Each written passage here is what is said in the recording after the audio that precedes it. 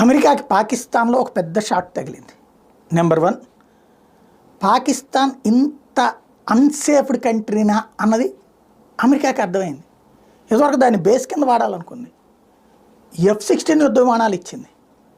సరే, వాళ్ళు ఏదో తాలిబాన్ల మీద దాడికి అనుకునే కంటే కూడా చైనా రేపు పొద్దున ఏదన్నా ప్రాబ్లం అయితే చైనాకి చెప్పడం కోసమని పాకిస్తాన్ని ఒక స్థావరంగా వాడుకుంది అమెరికా.